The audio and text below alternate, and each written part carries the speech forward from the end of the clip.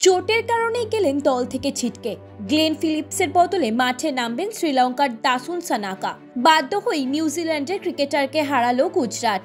হায়দ্রাবাদের বিরুদ্ধে পরিবর্তিত ফিল্টার হিসেবে গুজরাটের হয়ে মাঠে নেমেছিলেন এই নিউজিল্যান্ডের খেলোয়াড়, কিন্তু ভাগ্য তার সঙ্গ দিল না। ফিল্ডিং করতে গিয়ে কুচকিতে চোট পান এই খেলোয়াড়, আর এবার সেই চোটের কারণেই আইপিএল থেকে পুরোপুরি সরে যেতে বাধ্য হলেন এই কিউবি ক্রিকেটার, যার ফলে কিছুটা বাধ্য হয়েই এক দক্ষ ক্রিকেটারকে হারালো গুজরাট টাইটান্স। সেদিন হায়দ্রাবাদের বিরুদ্ধে পঞ্চম ওভারে পরিবর্তিত ফিল্টার হিসেবে মাঠে নেমেছিলেন। প্রসিদ্ধ কৃষ্ণর করা বল উইকেট রক্ষকের দিকে ছুড়ে দেওয়ার সঙ্গে সঙ্গেই নিজের কুচকি চেপে ধরে বসে পড়েন ফিলিপস। তখনই তাকে দেখে মনে হয়েছিল খুব খারাপভাবে আহত হয়েছেন তিনি, আর হলোও তাই। কুচকিতে টান লাগার কারণে পুরো আইপিএল থেকে বাদ হয়ে গেলেন এই প্লেয়ার। গুজরাটের হয়ে একটি ম্যাচ খেলার আগেই ফিরতে হলো এই খেলোয়াড়কে। যদিও ফিলিপসের জায়গায় 75 লক্ষ টাকায় বছর 33 শ্রীলঙ্কার প্লেয়ার সানাকাকে দলে নিয়েছে গুজরাট।